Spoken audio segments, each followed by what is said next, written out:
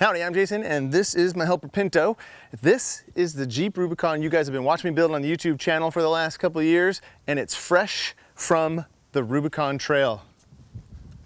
Yeah, that's Rubicon dirt. This is literally just off the trail. I haven't done anything to it. Pinto, high five. All right, go frolic. Thanks, bud. So what I thought I'd do is just take you for a walk around the Jeep and just run you through all of the components, or as many of the components as I can. Many of the upgrades, show you how they fared on the trail, show you what worked and why I appreciate those things, and just kind of the nitty-gritty of what happens on a trail as severe as the Rubicon.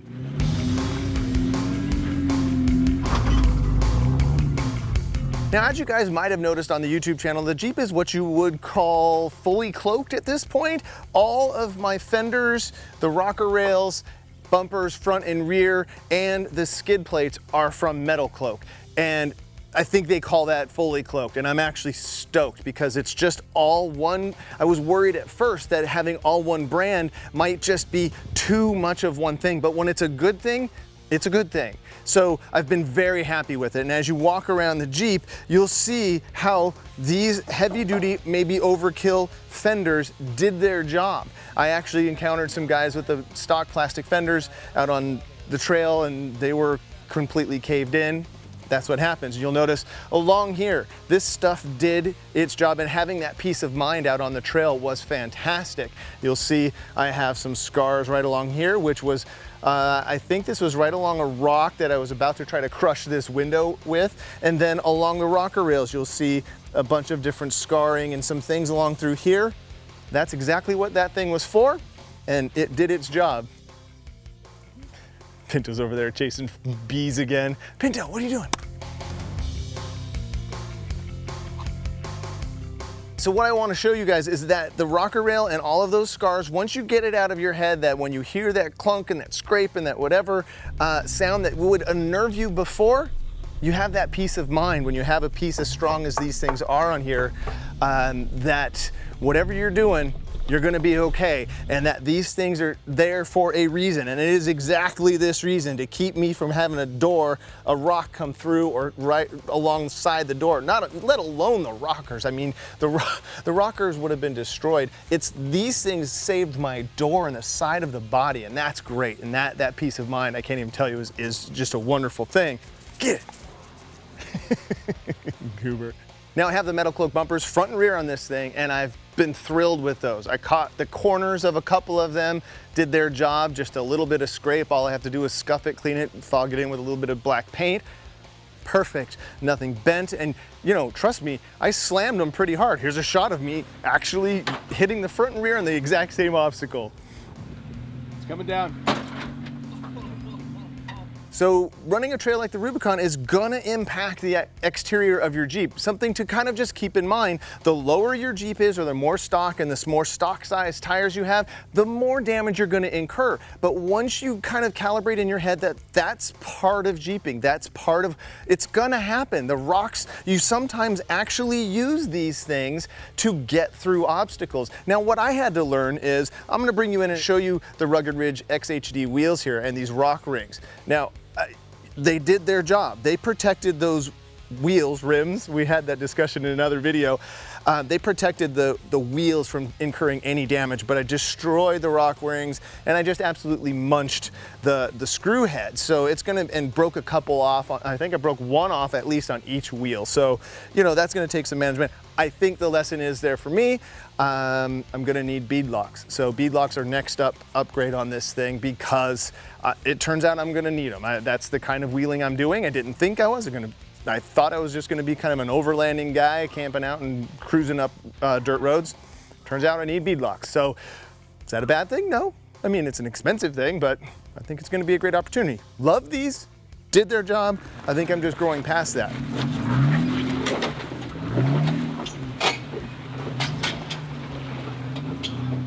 You guys might have known or noticed that I've been running the Maxxis Razr MTs.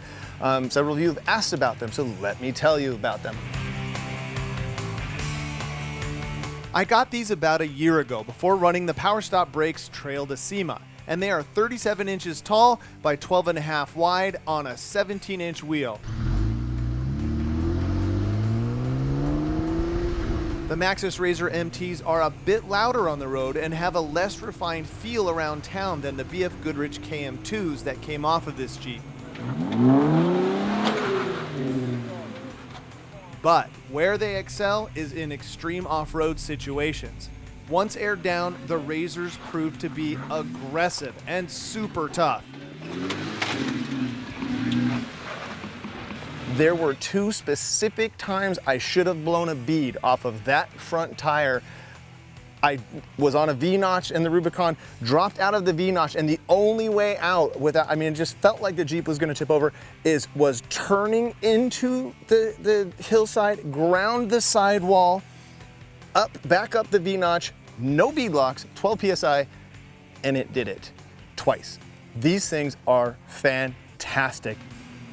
So if pure off-road performance is your jam, then the Maxxis Razr MTs deliver the goods. I do recommend them. Let's talk suspension and undercarriage for a moment.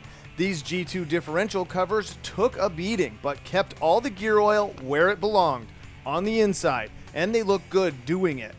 Thumbs up, do recommend. The 3.5 Game Changer suspension handled the Rubicon Trail with no problems. I've already been extremely happy with this system, but I did find that because of the larger size of the Maxxis tires, I'm gonna have to make a few adjustments.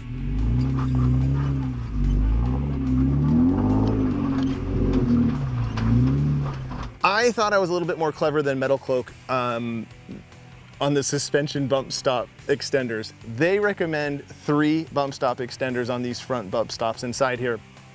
I thought, oh, well, I really want my up travel, so I only put 2 in there thinking, oh, it's gonna be great. And for all the wheeling that I've done, it worked pretty good. I just noticed there was this light bit of kissing of the tire up on the inner fender panel here, and I thought, at full articulation, I ran Hell's Revenge, I ran Moab, bunch of stuff in Moab, and everything was great. I thought, oh, I think I kind of got it dialed. And then you go and run the Rubicon and you put the Jeep through things that I had never put it through before. And so I articulated this thing past those points. So you can actually see that this panel has been crushed in quite a bit now. This is not a kiss anymore. This is there's an actual indentation in the aluminum where it hit the shock tower. This is now an absolute grind situation. And then along the top of this tire, I have a giant gash in it where the tire articulated up. I turned a little bit driver's side and it found this front piece of the, I would say, fender or body panel here. And the amazing thing is you can see that the gouge where it starts, gets deeper, goes all the way into the carcass of this tire and then comes back where the tire actually bent this out of the way and self-clearance this. Thank goodness. Now, this happened halfway through day 1 of running the Rubicon. And I didn't even know, I heard it rub, I was like, oh, okay, no big deal, we'll sort that out. I didn't know that that gash was so severe. And it not only survived the rest of the Rubicon Trail, it drove the 400 miles home. So I'm a huge fan. Durable, strong tire, great bead. So if you want just an all-around tire and you don't have bead locks or haven't upgraded to that yet, this is the tire you want. The sidewall is phenomenal. It stood up to some serious abuse. And I'm not a good driver, off-road driver yet. I'm getting better all the time, but this thing right here really helped me a lot and made that trip, the trail, seem probably easier than it should have been. There was plenty of times I got scared, but it was great. Now, what you'll also notice in here, as this thing articulated up, it pulled the cap off of this shock, the nitrogen cap off of the top of this shock, and it probably bled a little bit of the nitrogen out of there, so I'm gonna have to fix that. And again, here's a cool thing about having a suspension system that I'm familiar with. So the Metal Cloak has these bump stop extenders, so all I have to do is just go inside there. There's a bolt that goes down through these little pucks that are down inside the spring, inside the coil spring in the front, and I'm just gonna add one more puck, so that just gives me 1 inch. Hopefully that'll take care of this on both sides. I'm pretty sure that'll be it. So I'll add those there. The backs didn't really rub. The back did kind of great, but I might add what their suggested bump stops there too, since, imagine that, a company with a bunch of experience with their parts on people's Jeeps would know what they're talking about. So there you go. Wheels, tires, suspension, adjust, that's it.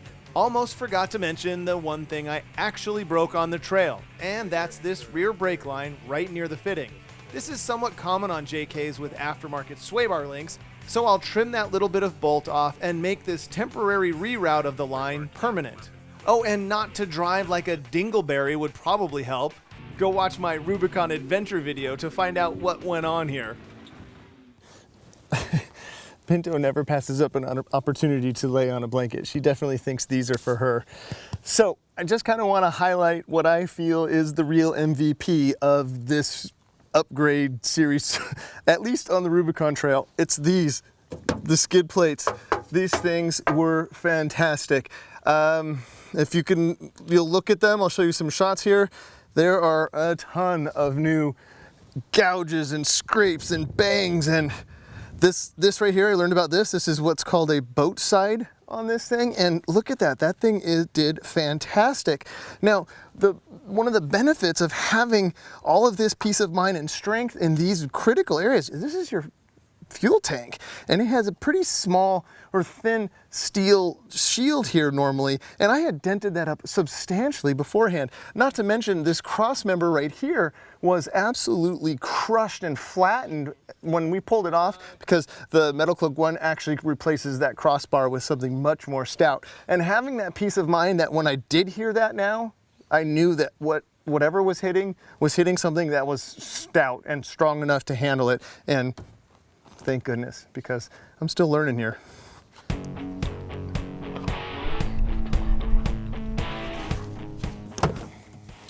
All right, now inside the Jeep, you'll notice it's a stick shift, and you guys will have remembered me installing the B&M shifter here.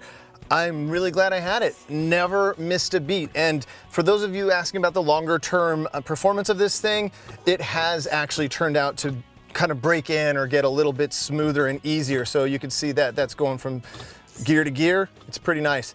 They actually, B&M just came out with a transfer case shift handle like this, so I'm hoping to get that pretty soon.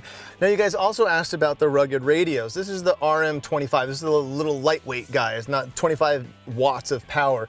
So it's not their big dog, but it has been fantastic. It worked perfect on this trip and has worked in several trips in the past. Fantastic. Matter of fact, my last time out to Death Valley, my buddy had some like Walmart cheapy handheld ones. I was able to find the frequency and we were able to communicate. So this thing has been actually great. It's so filthy.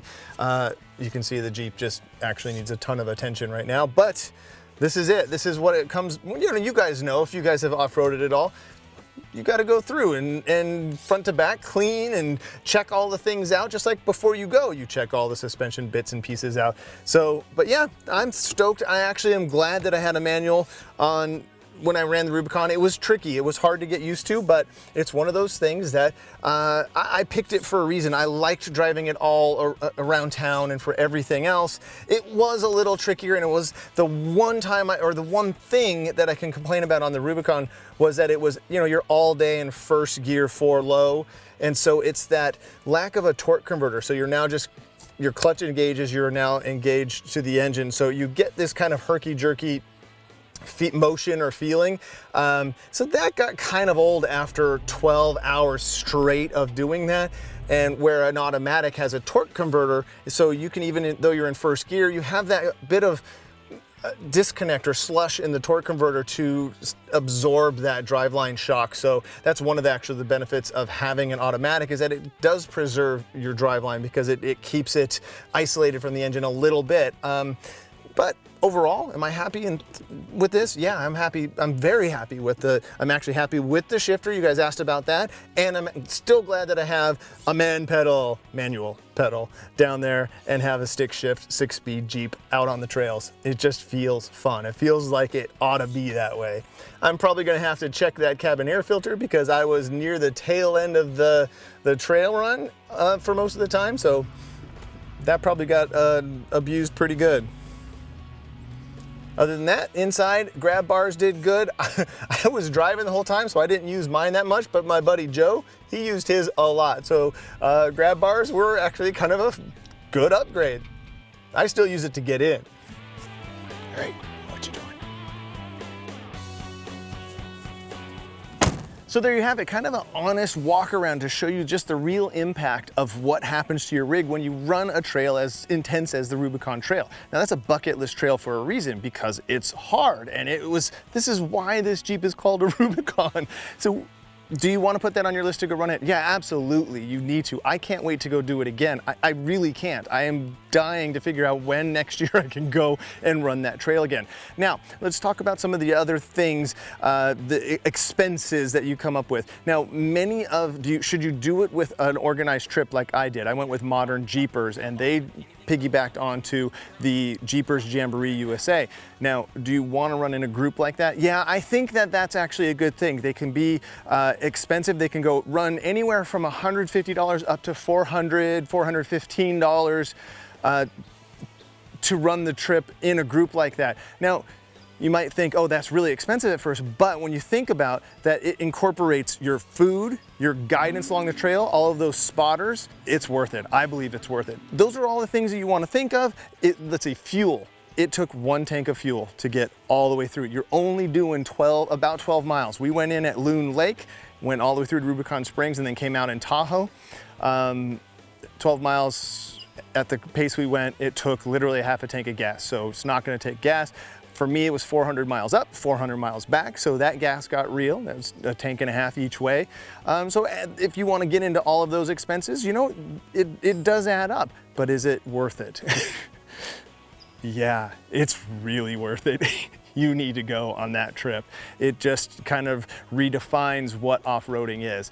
And that's why when you look up on the internet bucket list off-roading, that's why it's at the top. Moab, sure, it's great. I say second place, and I've been to Moab several times. I've been lucky to do that. So, do I recommend it? Yeah, Rubicon is a must.